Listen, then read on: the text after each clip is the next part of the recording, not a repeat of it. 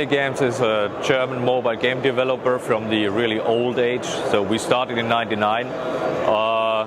We do mobile games since the beginning. So really from black and white games to Java games to Android now, iOS games. So really everything that the consumers play out there. We are producing games that the consumer really wants. Another one is really, it's about reach out there, and we provide all our games for free. So consumers can download the game on iTunes or on Google Play, download the games for free, play the complete game for free, no matter if it's over using advertisement, in-app purchases, but it's about reach really. One of the main topics is, of course, you need to have a good team behind you, otherwise it will not work.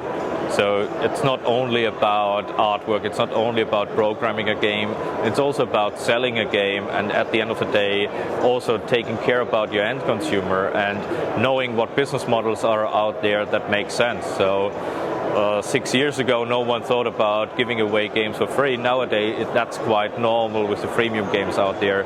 We're still doing that, giving out the game for free, including advertisement, for example, within our game. It's really a huge puzzle. So for example, you need to be around the globe, you need to provide the games to Chinese consumer, you need to get the taste for a German gamer the same way like an Italian or even a US gamer or a Brazilian gamer. You really need to focus on more games, not only one single game, concentrate on several kind of genres, and try to avoid genres, for example, where an Electronic Arts is very strong with their own big brands, because they have more marketing budget than you have. So like a FIFA, you don't compete with FIFA, for example. Our games feel better with the haptics SDK. So you can not see it really, but you can feel it only, and that is what consumers do. So as soon as you play a game with or without haptics, there's a big difference. So really for us it's some kind of good value for our consumers without any big work from our side. The integration is not the big problem. I think that the bigger problem is really where the haptics are really making sense for the consumers. Because as a hardcore user, I'm not used to have all the time a haptic feedback from my device. So for us it's very important to implement haptics wisely, so that the user are not really disrupting within the game feeling. So we have some kind of settings in there, like if you want to have a lot of haptics feedback or less haptics feedback. Don't overdo it, because it can be annoying. So really implement it wisely, implement it where it makes sense.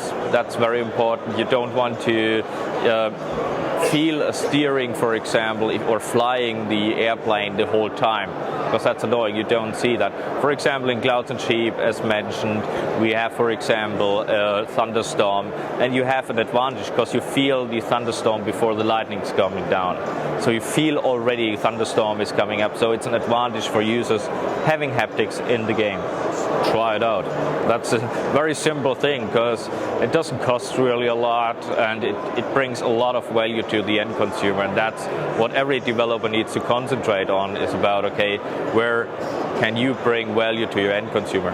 We start with Clouds and Sheep. That's a game where you take care about your flock.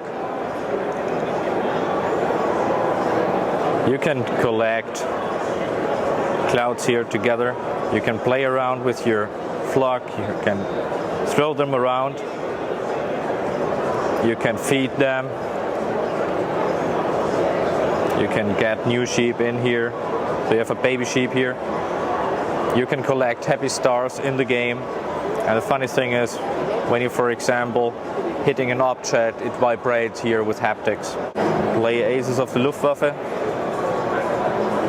Different kind of game. This is a perfect shooting game. So you're playing against the German Luftwaffe.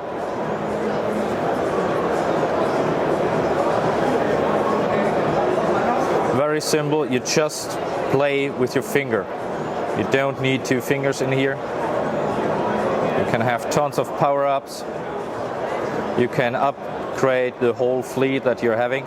So it's not only one game hit wonder company. We are a company that produces really a lot of games, and then around the globe, free, and we give the consumer the chance even to play the game completely without paying any single money. So they can, for example, pay us indirectly over advertisement watching them, but you can play the whole game for free. That's the really big topic.